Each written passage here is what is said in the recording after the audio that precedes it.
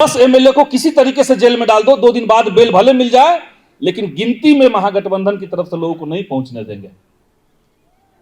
और दूसरे पक्ष में जितने लोग थे सबको गन पॉइंट पे, और लिटरली गन पॉइंट पे ही सरकार ने कोशिश की और बिहार में तख्ता एक बार बदल गया। एमएलए को उठाने के लिए जो भाजपा के एमएलए हैं, लेकिन वो सरकार से अगर खुश नहीं है तो उनको उठाने के लिए उनकी कनपट्टी पर बंदूक लगाए गए हैं स्थानीय पुलिस प्रशासन द्वारा। भाजपा का 2 कार्यकाल अगर आप देखेंगे, एक तो 14 से पहले जो 1999 से 2004 तक के समय में आए थे, जिस समय हम लोग नौकरी के द्वार पे थे, शिक्षा पीएचडी में थे और उस समय नौकरी प्राप्त करने के लाइन में थे। तब पता चला कि उस समय जिनको नौकरी मिलने वाली थी उनका पेंशन गायब हो गया। वही शिक्षा नीति और कुछ नहीं है बल्कि 2014 से लेकर के, यानी जब मोदी जी सत्ता में आए और उस समय से देश की शिक्षा व्यवस्था को, संस्थानों को खत्म करने के लिए जो गैर कानूनी रास्ते अपनाए गए थे उन्हीं को संग्रहित करके, उन्हीं को समेट करके एक कानूनी जामा पहना दिया गया और उसी को नई शिक्षा नीति कही गई।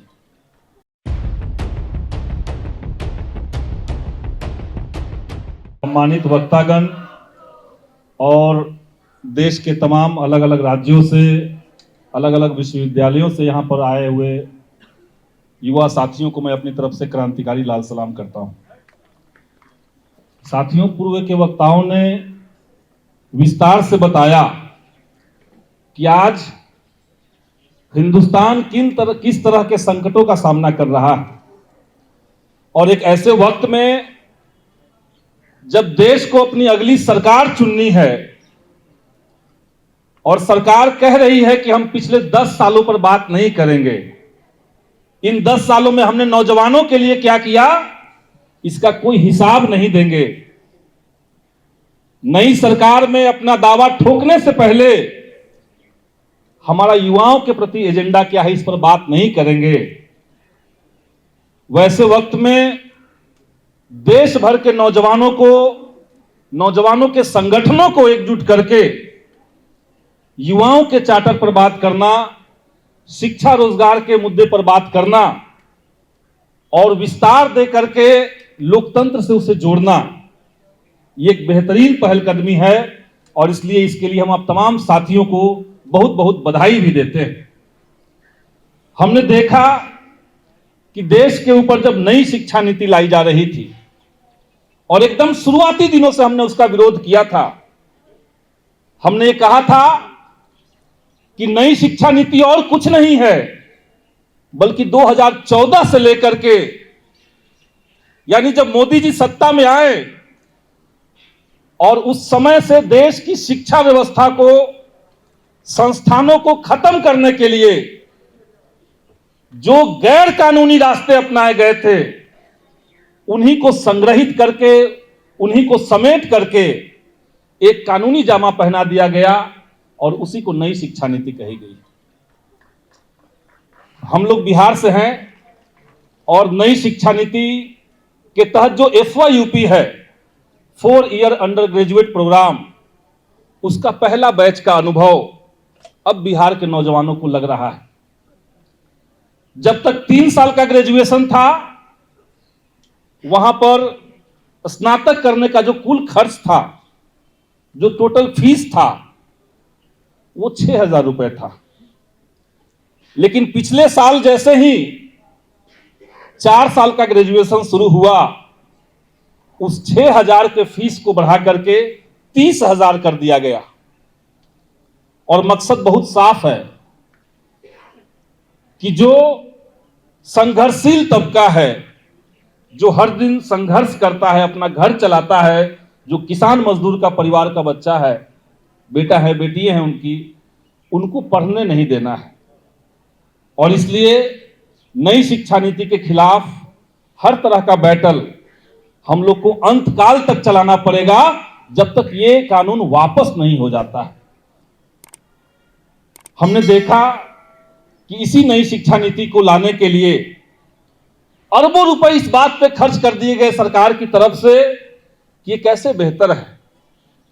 मैं बिहार में पाटलिपुत्रा यूनिवर्सिटी का सीनेट मेंबर भी हूं और हमने देखा कि पिछली बार सीनेट की बैठक में जब अधिकांश टीचर, जितने जनप्रतिनिधि हैं, सब लोग इस बात के खिलाफ में थे कि 4 साल का ग्रेजुएशन या सेंट्रलाइज एजुकेशन सिस्टम, जो नई शिक्षा नीति की एक देन है, आप सेंट्रलाइज एक यूनिवर्सिटी में अप्लाई कीजिए और नालंदा के बच्चों को भेज दिया जाएगा पढ़ने के लिए पालीगंज,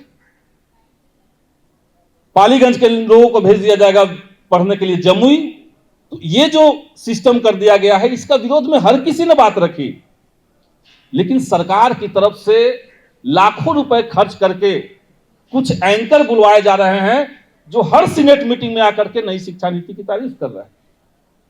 तो गलत बात कहना और उसके पक्ष में लगातार खड़ा होना, ये सरकार कर रही है। हमने देखा, अभी रेलवे के साथी बोल रहे थे, पूरा देश ये जानता है कि रेलवे सबसे ज्यादा रोजगार देने वाला एक माध्यम है।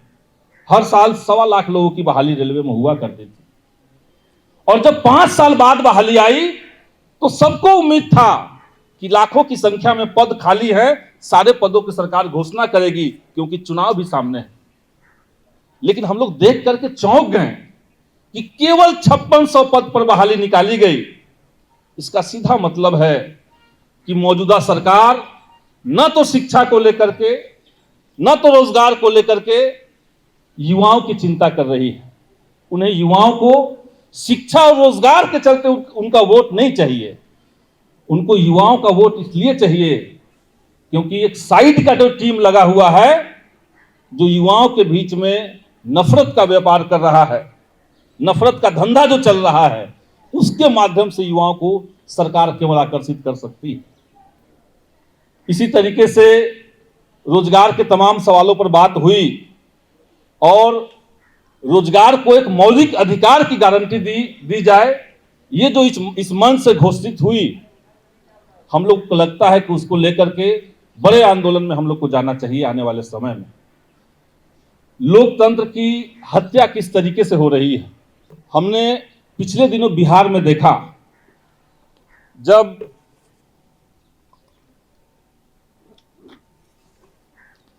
बिहार में सरकार को पलटने की कोशिश हो रही थी और कई लोग सोच रहे हैं कि नीतीश जी का तो बहुत कुछ बचा नहीं है, तब भाजपा क्यों इतना उतावला है उनको अपने साथ लेने के लिए। असल मामला यह है कि पिछले 17 महीनों में जो महागठबंधन की सरकार बिहार में चल रही थी, उसने एक बिहार मॉडल की बात सामने रखी और यह बहुत लोकप्रिय हो चुका है जनता के बीच में कि जो 17 साल में बिहार में नहीं हुआ था, वो 17 महीनों में हुआ। कास्ट सर्वे का जो रिपोर्ट है वो आप लोग के सामने है और हम चाहते हैं कि ये जो सच्चाई बिहार की आई है वो पूरे देश की सच्चाई सामने आना चाहिए था। जैसे जब ये कास्ट सर्वे का रिपोर्ट आया और पूरी दुनिया को यह पता चला कि बिहार एक ऐसा राज्य है जहां केवल 6.11% लोग ही ग्रेजुएशन कर रहे हैं या कर चुके हैं, बस इतने ही लोग हैं, तो सरकार को यह आवश्यकता महसूस हुई कि स्नातक करने वाले, ग्रेजुएशन करने वाले लोगों की संख्या कैसे बढ़ाई जाए। तो कास्ट सर्वे और बिहार के तर्ज पर देश भर में जातिगत गणना करवाना, ये इस दौर की एकदम जरूरी चीज बन गई है और इसलिए आपने इस चार्टर में इस मांग को रखा है। इसके लिए आप सब लोगों को हम बधाई देते हैं। जब सरकारें बदल रही थी तो हमने देखा कि सत्ता का कितना विभत्स दुरुपयोग हो सकता है। एमएलए को उठाने के लिए जो भाजपा के एमएलए हैं, लेकिन वो सरकार से अगर खुश नहीं है तो उनको उठाने के लिए उनकी कनपट्टी पर बंदूक लगाए गए हैं स्थानीय पुलिस प्रशासन द्वारा। ये भी हमने देखा। कोई एमएलए कहीं भी हो, 10 लोगों को गिन करके उठा लो। 10 तारीख की यही खबर थी और इसलिए महागठबंधन के तमाम एमएलए जो थे वो एक जगह पे इकट्ठा हुए, क्योंकि सरकार का आदेश हो गया कि 10 एमएलए को किसी तरीके से जेल में डाल दो, 2 दिन बाद बेल भले मिल जाए, लेकिन गिनती में महागठबंधन की तरफ से लोगों को नहीं पहुंचने देंगे। और दूसरे पक्ष में जितने लोग थे सबको गन पॉइंट पे और लिटरली गन पॉइंट पे ही सरकार ने कोशिश की और बिहार में तख्ता एक बार बदल गया। लेकिन युवाओं के हौसले नहीं घटे हैं, युवाओं के हौसलों में कोई घटौती नहीं हुई है। इसलिए बिहार में आज आप लोग देख रहे हो कि पूरा बिहार के नौजवान, बिहार की आम जनता इस बात के लिए अडिग है कि आने वाले समय में इस सरकार से अब हिसाब लेना है। और ये एक लोकप्रिय टोन हो चुका है। चंडीगढ़ मॉडल अगर देश पे लागू हो जाए तो कुछ कहा नहीं जा सकता है, वरना बिहार में इस दौर में निश्चित तौर से भाजपा के खिलाफ एक जबरदस्त माहौल युवाओं के बीच में, किसान मजदूरों के बीच में और लोकतंत्र पसंद तमाम लोगों के बीच में बन चुका है। और आने वाले समय में हम लोग इस सरकार को निश्चित तौर से उखाड़ करके फेंक सकते हैं। और उसमें सबसे बड़ी जो भूमिका होगी वो निश्चित तौर से यंग इंडिया की भूमिका होगी, आप तमाम जैसे साथियों की भूमिका होगी। और चूंकि समय ज़्यादा हो चुका है, ज़्यादातर बातें रिपीट हो रही है, इसलिए हम अपनी बात को ख़त्म करेंगे। शुक्रिया। इनकलाब जिंदाबाद। बहुत बहुत धन्यवाद। और सबसे पहले यंग इंडिया या इंडिया के नाम पे जो हम सब इकट्ठे हुए हैं, तारीफ की बात ये होनी चाहिए कि जो सबसे जिसकी आबादी बड़ी है उसके जो रिप्रेजेंटेटिव हैं यहाँ पर बैठे हुए हैं और उन्हीं का भविष्य आज सबसे खतरे में है। जिनकी आबादी लगभग 65% है वो यंग इंडिया, उसमें एक सरकार ऐसा हिम्मत कर रहा है कि उनके भविष्य के साथ खिलवाड़ कर रहा है, ये सबसे चिंता के विषय है। लेकिन भाजपा का 2 कार्यकाल अगर आप देखेंगे, एक तो 14 से पहले जो 1999 से 2004 तक के समय में आए थे, जिस समय हम लोग नौकरी के द्वार पे थे, शिक्षा पीएचडी में थे और उस समय नौकरी प्राप्त करने के लाइन में थे, तब पता चला कि उस समय जिनको नौकरी मिलने वाली थी उनका पेंशन गायब हो गया और कहा गया कि नौकरी तो मिल जाएगा लेकिन पेंशन नहीं मिला है आपको। न्यू पेंशन स्कीम आया उस समय। और आज जब दूसरे दौर में आए, जो वादा करके आए कि 2 करोड़ नौकरी देंगे, उसके बावजूद भी वो नौकरी के पीछे पड़ गए। तो पहला ने पेंशन लिया और दूसरे दौर में वो आए तो आपका नौकरी खतरे में पड़ गया। तीसरे दौर में अगर आने दिया जाएगा तो पता नहीं क्या होगा। इसलिए यह सबसे बड़ा संकट है और संकट का एक ऐतिहासिक क्रम है, इसलिए चिंता का विषय है और इस पर उसी तरह से लड़ाई और अपनी बात रखने की ज़रूरत है। मुझे लगता है कि आज देश में जो चल रहा है, जिस तरह की बात चल रही है, उससे उम्मीद तो है कि इसको हम लोग रोक पाएंगे। और हमें लगता है कि इसको रोकने में जो सबसे बड़ा योगदान हो सकता है वो युवा साथियों का हो सकता है। और इसकी झलक आप देख सकते हैं, जहाँ से प्रतिनिधि के तौर पे संदीप जी भी आते हैं, कि किस तरह से लोग एक यंग लीडर को के साथ और जन विश्वास यात्रा में उनका सहयोग कर रहे हैं। हमें लगता है कि जो कनेक्ट और इश्यूज पर और मुद्दे पर हो रहा है, सबसे बड़ी बात है कि जिस तरह का आप एक्टिव यंग इंडिया देख रहे हैं बिहार में, वह रोजगार के मुद्दे पे है, नौकरी के मुद्दे पे है। अगर वो एक्सटेंड हुआ, India in the image of Bihar अगर एक्सटेंड हुआ, ये बात 90 के दौर में अरविंद नारायण दास कहे थे कि अगर भारत का समस्या को दूर करना है तो सबसे पहले बिहार को देखना चाहिए और वहाँ की समस्या दूर होनी चाहिए। बिहार ने जब जब आवाज़ उठाया है, कायरों का सरकार भागा है।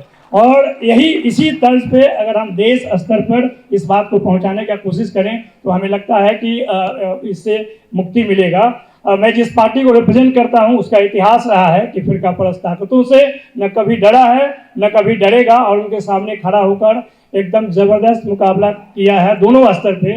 मुझे लगता है कि जिस बात को हम बार बार गलतफहमी के शिकार होते हैं, हमारे मंच पर एक साथी ने बोला जातिवाद, तो साथियों इस देश में सारे वाद विश्व में है लेकिन जातिवाद नहीं है। जातिवाद केवल वही लोग कहते हैं या केवल वही लोग उसको आगे लाकर बोलते हैं जिनको अपने जाति के आधार पर जिनको फायदा मिला है।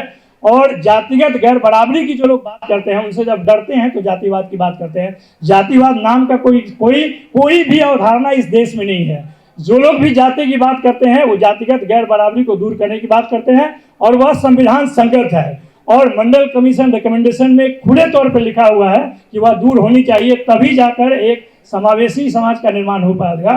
मैं सिर्फ 2 बातों के साथ अपनी बात समाप्त करना चाहता हूं। एक तो यह कि जो लड़ाई है आज, वो लड़ने के लिए युवा ही आएंगे तभी हो सकता है, जैसा का 1974 के दौर में हुआ था। और उस समय भी जो हमारे पार्टी के राष्ट्रीय अध्यक्ष हैं उन्होंने उस दौर का नेतृत्व किया था। आज भी बिहार के मैदान में, बिहार के विधानसभा में मंच पर उन्होंने बोला कि जो काम नीतीश जी से हम चाहते थे कि वो करेंगे, अगर वो छोड़कर भाग गए हैं तो उस झंडा को और डंडा को हम उठाएंगे और इस सरकार से छुटकारा दिलवाएंगे। और उसके लिए आप देख सकते हैं कि बिहार में जिस तरह से एक्टिव मोड में वो प्रचार कर रहे हैं, हमें लगता है कि बिहार से अच्छी सूचना मिलेगी और उसका शोर दूर दूर कर जाएगा। मैं इन्हीं बातों के साथ अपनी बात समाप्त करता हूं। बहुत बहुत धन्यवाद। लाल सलाम। जय भीम, जय मंडल, जय फूले, और जितने लोग समावेशी विकास की बात करते हैं उन सबका जय।